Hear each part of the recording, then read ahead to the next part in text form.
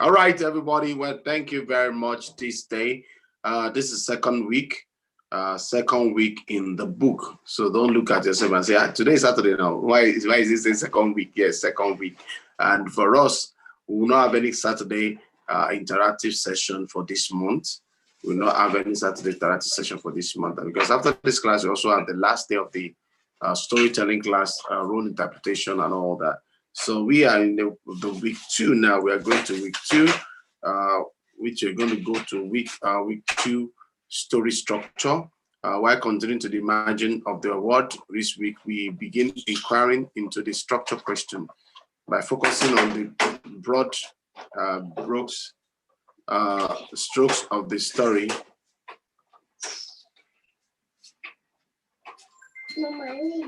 We move from the general to the specific. Sorry about the noise, please. I'm so sorry. We move from the general to the specific through this process. Our relationship to the story is going to shift and grow. So the key is to hold it all loosely. Hold it all loosely. So what am I saying in essence is that you must understand how to hold it more loosely and get the right result. Okay, the right result. And one of the things I said, I've not started adding my own, I'll be adding little by little. And the first week, I've let you to know the first 7 days, that's meaning the 90-day screenplay from concept to polish. From concept to polish. We have been like concept. We have been talking about concept the first week. And very soon we're going to go to polishing and all that. So day 8, today is day 8. And William Goldman says, screenplays are structure. Screenplays are structure. So if we're talking about structure, we're talking about things. So tonight's topic will be structure. And Alan Welts would say, hi writers. Many screenwriters resist the idea of a 3-act structure because they fear it will limit their creativity and lead to from writing.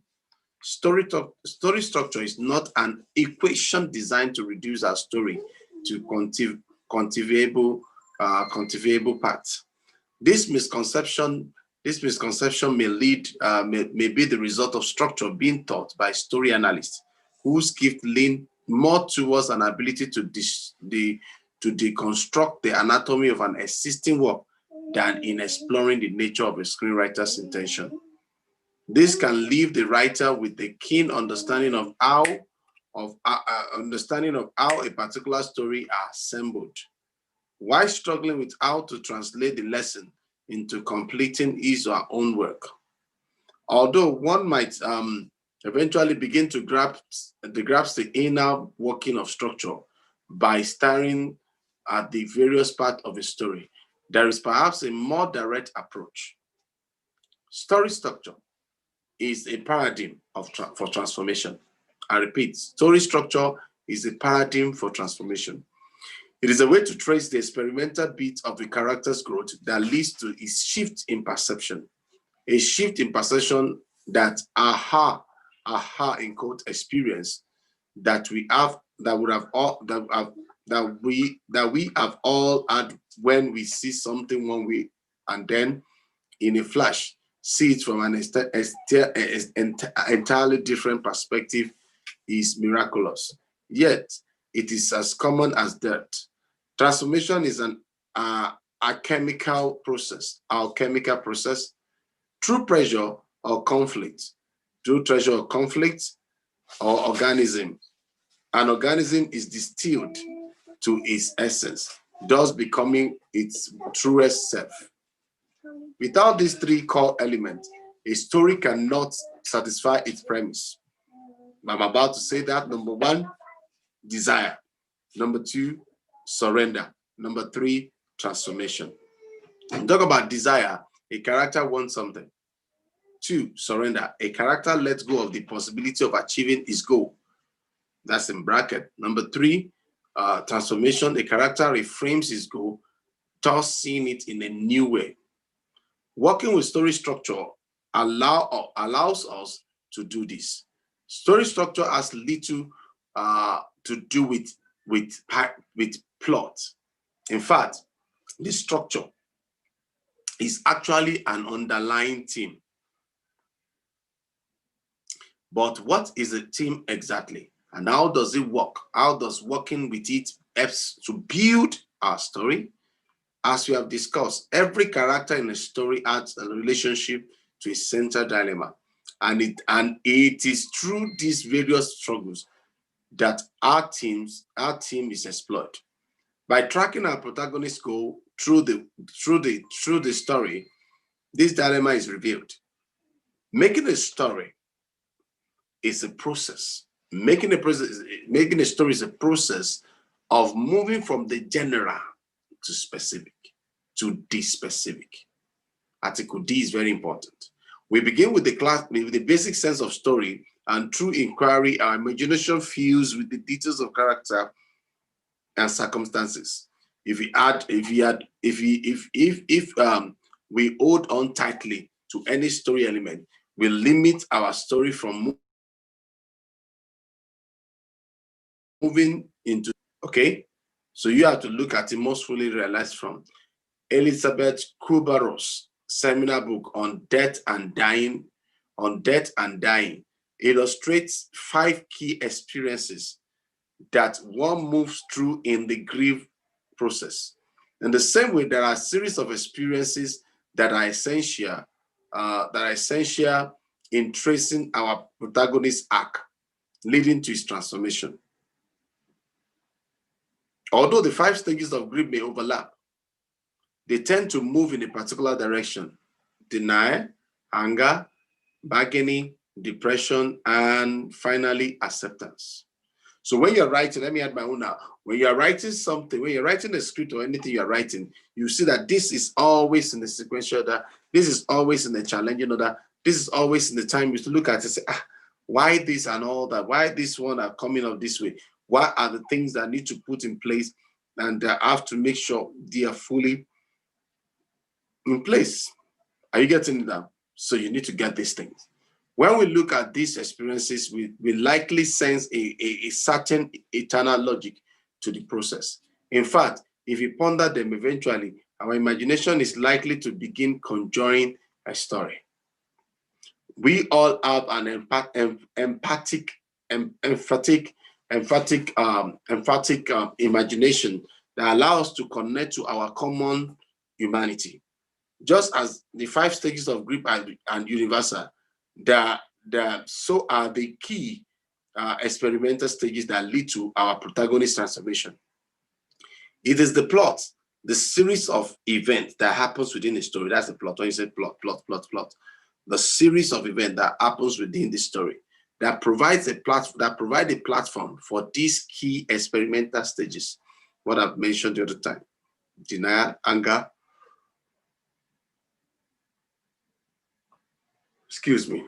denial, anger, and the rest of it, okay? Now, if you look at it yourself, you also look at it from the perspective of what are the things that is needed to be put in place, okay? So note this, and it's very, very important that you know it and you are dealing with it, that you yourself, you have a vital result, okay? You have a vital result. We have that thing. So are the key experimentals that lead to a protagonist transformation? It is the plot. Notice that these 5 stages of grief cannot exist without an individual wanting something. It must be wanting something. Without a desire to live, there is nothing to be denied of. Okay? Without a desire to live, there is nothing to be denied of. Okay? So you should know that there's nothing to struggle with. Okay? Now, another thing you need to look at is that without a desire to live, nothing to deny, nothing to be angry about, nothing to bargain for, nothing to be depressed about, and nothing to accept because living never mattered in the first place. It is the same with our stories. Our protagonist must want something, and stakes must be life and death. So the goal of a well-written screenplay, this is getting interesting if you're following and you're writing in your paper. The goal of a well-written screenplay is to make the whole greater than the sum of its parts. I repeat, the goal of well-written script, a written screenplay, a well-written screenplay is to make the whole greater than the sum of its parts. We have all seen movies that caught our interest because of a character or a premise because ultimately did not amount to much. We know when something does not ring true. We may not be able to articulate it, but we can feel it. And there are instances where virtually every detail rings true. Yet the movie still does not fulfill its promise. The purpose of the story structure questions in part 3 is to hold our character accountable to universal truth, so that our ending is to the accumulation of all that preceded it. Now we're going towards the end very soon. There is a reason that Shakespeare's plays have been around for hundreds of years. Aside from the beauty of the language, they are, and by and large, fiercely well-structured stories that plumb the depth of a human experience. This is not to say that a movie cannot be experimental and that we ought not to always be trying new things. However, experimentation without an understanding of a story, experimentation without an understanding of a story structure is akin to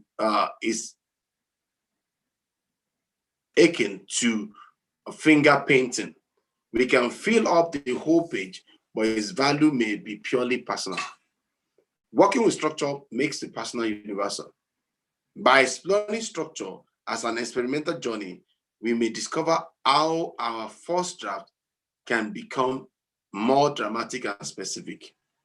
This does not mean that the story necessarily needs to be replotted. It means that we are going to understand why we wrote what we wrote by becoming aware of what our conscious did quite naturally. As we track our protagonist through the story, is consciously being affected by various antagonists and vice versa. Each experience built on the previous experience, thus the story gathers a meaning as it progresses. Without each experience, the next experience cannot exist. While the hero's goal never changes, through conflict, approach is constantly changing, which means that his journey is non-linear. For example, the journey to success includes setbacks and failure. The journey to self-discovery includes doubts and confusion. The journey to love includes disillusion and heartbreak. The dilemma that our protagonist struggles with may well be one of that we are doing battle within our own lives. This is because the desire to write is desire to evolve, to resolve, something to seek to understand. By simply exploring the choice our protagonists make between what he wants and what he needs, he begins to glimpse the dilemma. By exploring the key experiences in our hero's journey, we will discover moments that make our story more dynamic and help us see beyond our fixed idea of how the story ought to go. Key experiences in our hero's journey. Key experiences in our hero's journey, because it's a lot. Because from this one down, from this week, we're going to be having a lot of things, and some may be long. But if you discover that every of the first day of the week, we always have a very long teaching, which is very good for us. So we're going to go to Act 1. Act 1, which is I'll have to take you through the Act 1, the key experience in our hero's journey. Number 1, which is Act 1. You opening first belief, page 1.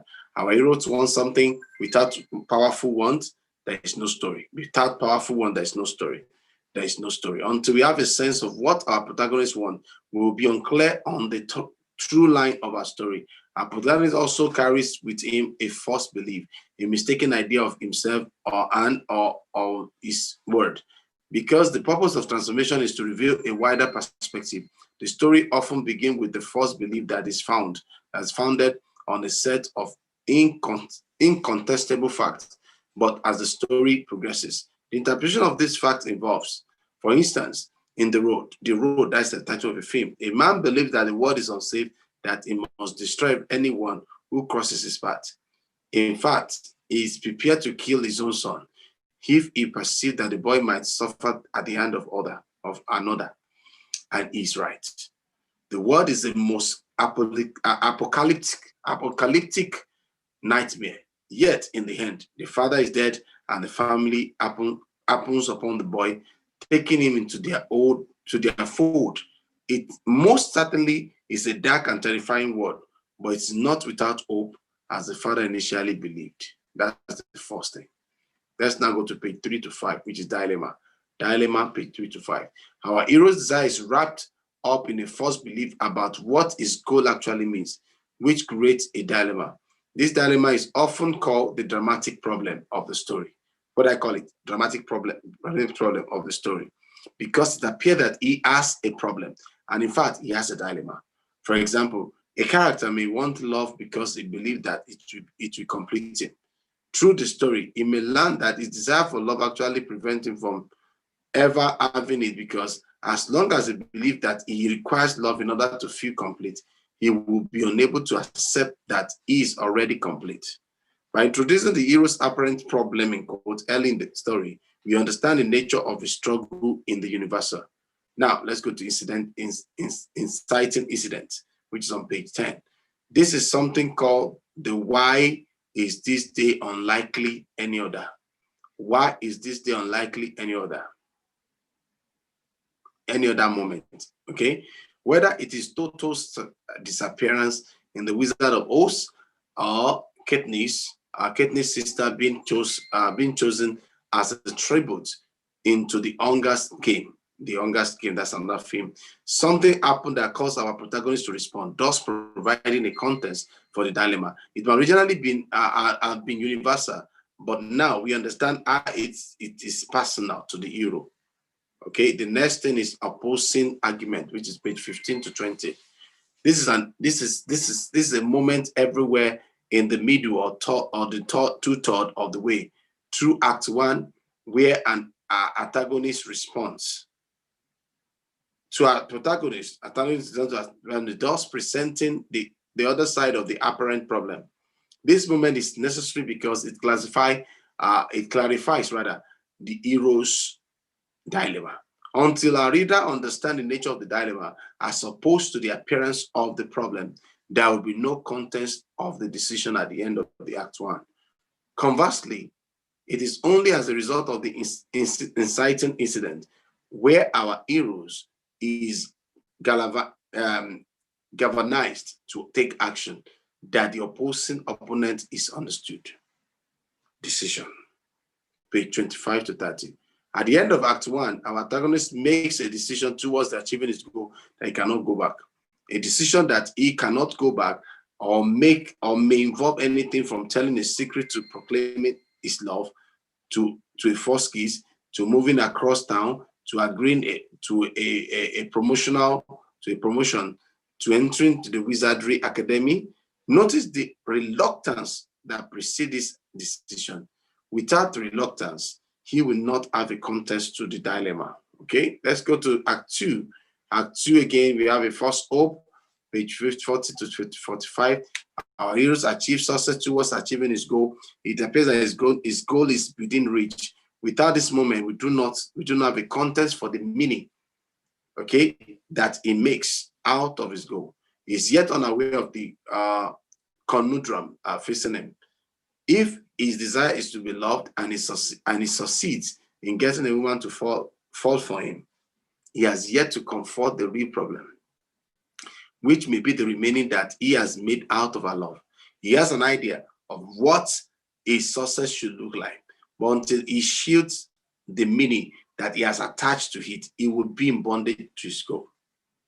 Let's go to the midpoint, which is 50 to 55. As a result of our hero's first hope, our event happened that caused our hero to respond through temptation. He's pulled in two different directions.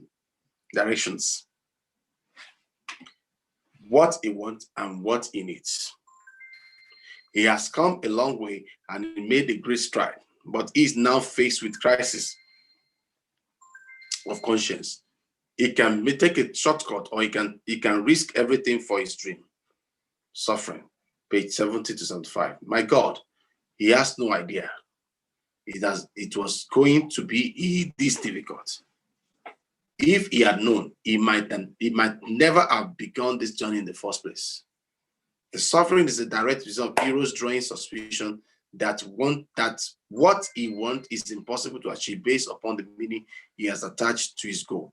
In other words, he senses that what he is facing is not a problem, but rather a dilemma, which is impossible to solve. The suffering in the death rattle of our hero's old identity is going to give it one last try. The next one, surrender, page 85 to 90. We surrender that we have run out of choices. We surrender we have run out of choices, okay? The end of Act 2 is where our protagonist recognizes the impossibility of ever achieving his goal, and he lets it go. The end of Act 2 is like a coin with two sides. On one side of the dark night of the soul, another side is a wider perspective because the protagonist reframes his relationship to his goal. Act 3. Accepting reality. This scene immediately followed the surrender, like resolution. By reframing his relationship to his goal, he begins to accept the reality of his situation. That is a saying, the truth will set you free, but first it will kick your ass. The truth will set you free, but first it will kick your ass. That is where our hero is. He's getting his ass kicked, but it is leading him to a new understanding of the true nature of his situation. In Argo, that's a film, A-R-G-O, when Tony Menzel realized that the CIA care more about their image than they do about their hostages. You understand the true nature of his situation. If the hostages are to be rescued, he will have to put his own life on the line. The next thing, which is action. Action is page 90 to 110. This is the meat of Act 3. This is the meat of Act 3 because action. As a result of accepting the reality of his situation, our protagonist takes action towards giving himself what he needs. Rocky may still want to win the battle, but what he needs is to go the distance. The action he takes is to fight Apollo Creed. Okay? Apollo Creed. The next thing is battle scene, page 110 to 115. This is the climax of our story where our protagonist makes a choice between what he wants and what he needs. This is an extremely difficult choice. Through this choice, he proves to be the gods that he has earned his transformation and has thus resolved his dilemma. In Goodfellas, Henry Hill must make a choice between snitching on his friend or going to prison for a long time. Lastly, New Equilibrium, which is page 120. That's about 2 hours movie now. This is the end of our story where our hero is returned home. How is he relating differently to the other characters in the story? What has he come to understand through his journey? And what is the visual metaphor that bookends the story? How can we show through a single image the arc of our protagonist's journey? In Goodfellas, Henry Hill stands at the door of his suburban tract house, while his voiceover tells us of the tragic ordinariness of his new life. In the suburb, he is no longer feared or respected, and the spaghetti is lousy. Now, tonight, before you go, story structure questions. The story structure questions are the questions relating to the key stage in the hero's journey and can find in part 3 of this book. So in case you have not bought the book, go and get the book, go and read the book, let's get the book and let's read the book together rather. As we inquire into these questions, images naturally emerge. For the next 3 weeks, we are going to work with these structure questions. So get ready for the next 3 weeks. That's the next, finished 7 days. So in the next 21 days, we're going to be trashing this. We're going to be going to this one and all that. For the next that, we're going to be doing that to develop a more specific relationship to our screenplay. The goal is to approach this question with a spirit of curiosity. If this all seems too easy, we don't question it. If it seems too overwhelming, we give ourselves permission to write poorly. Let's go now for today. Writing exercise for today. Number 1, write 1-2 minutes. Write for 2 minutes. That was a assignment. I cannot kill you. Write for 2 minutes on each of the structure questions. Write as fast you can. Write as fast you can. You are not answering this question, but simply allow ideas and images to merge. That's what you're doing. Till tomorrow. Alan will say yes, till tomorrow, but Paul will say till tomorrow. Homework of the week. Don't forget, I want to give you the homework again, in addition to what I've just mentioned now. Homework for the week, because you have just finished week 1. Homework of the week. Spend half hour a day working on the stream of consciousness writing exercise. 2, spend at least half hour a day. Imagine the word of your story. Again, this simply means asking question of your story. Each answer begets more question. Make choices, hold them loosely. Don't forget that. Finally, spend at least a half hour a day inquiring into structured question in part 3. Don't just write on a question once. Work with them daily.